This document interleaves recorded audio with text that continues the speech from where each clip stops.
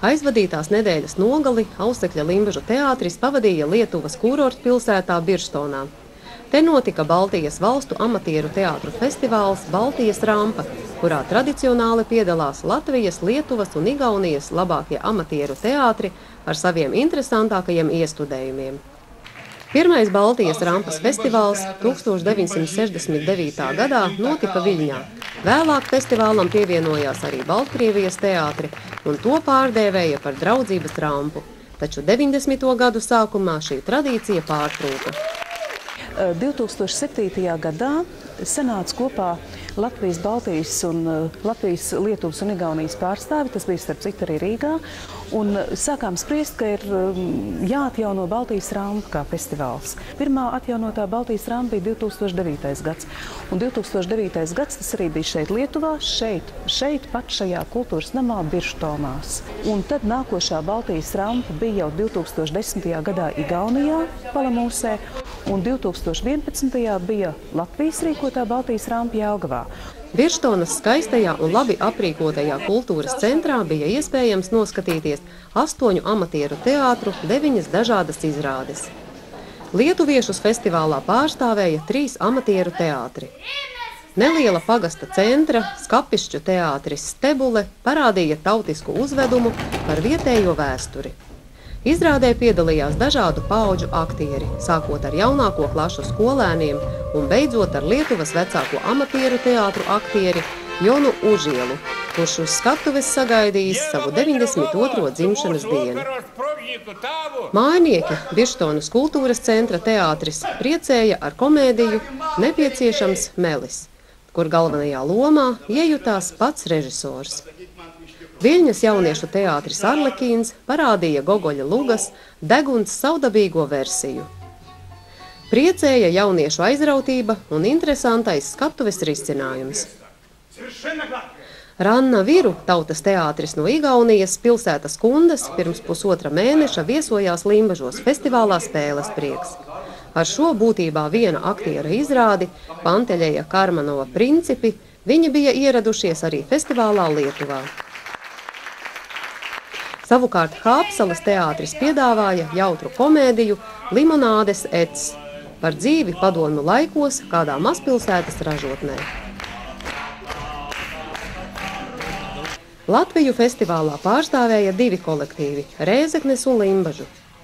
Rēzeknes tautas teātris parādīja dāņu autora improvizācijas izrādi visai ģimenei Kurts kļūst neciešams ar krāšņām dekorācijām un tērpiem, kā arī spilgtu aktieru spēli.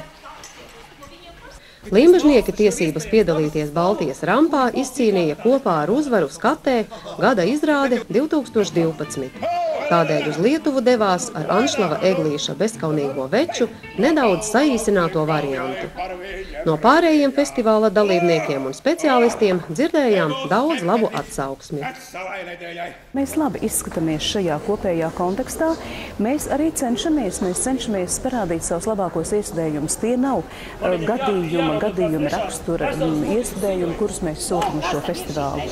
Vienmēr ir bijis tā, ka viens no iestudējumiem tā noteikti ir mūsu gada izrāde aizvadītās sezonas, kā tas šoreiz bija arī ar Limbažu bezkaunīgajiem večiem. Un, protams, arī Reizeknes teātris, kas ir jau ar ļoti labiem aktieriem un profesionāli režisoru priekšgalā. Arī Reizeknes teātris godam sev parādīja. Un žanriski varētu teikt, šīs izrādes arī bija dažādas. Ja? Tā kā es domāju, mēs tā visnotaļ mēs labi parādamies. Un Baltijas kontekstā, Baltijas amatieru teātru kontekstā mēs labi izskatāmies un labi ierakstāmies. Kā viesi festivālā piedalījās Klaipēdas jauniešu teātris, kurā darbojas studenti, topošie lietuviešu aktieri un teātru režisori. Viņi parādīja 2 aizraujošas ritma un dziesmu izrādes – muzikālā notācija un kurpju stāsti. Izrādes noskatījās un savas pārdomas izteica gan Ziemeļa Eiropas un Baltijas valstu amatieru teātru asociācijas vadība, gan arī Latvijas teātru režisori. Ļoti interesantas dažādas izrādes, dažāda arī, teiksim, mākslinieckā līmeņa izrādes. Interesanti bija arī tas, ka no Klaipēdas atbrauca studenti, kur rada interesantu arī ansambļa darbu, 2 izrādes, kas balstītas uz ritmu, skaņu un ķermenisko darbību. Mums tagad ir jauni plāni, kā attīstīt šo Baltijas rampu, un es ceru, ka arī mākslinieckā ziņā viņi kļūs vairāk vērst arī uz to, lai mēs iepazītu savas kultūras, Baltijas valstu kultūras dziļāk. Nākošajā Baltijas rampā, kas būs Igaunijā un Sāremā 15. gadā, ir doma, ka tātad latviešu kolektīvi iestudē viens lietuviešu autoru darbu, viens igauņu autoru darbu. Un šos iestudējumus tātad ved uz Baltijas rampu. Savukārt igauņi tāpat iestudē lietuviešu un latviešu dramaturģiju, un lietuvieši igauņu un latviešu. Un tādā kārtā tas būtu, saturiski tas būtu atkal kaut kas interesants. Vēl limbužnieki piedalījās 2 dažādās un interesantās meistardarbnīcās. Plunčājās Birštonas lielajā minerālu ūdens peldbaseinā, iepazinās ar pilsētiņas skaistākajām vietām, kā arī kopā labi pavadīja laiku.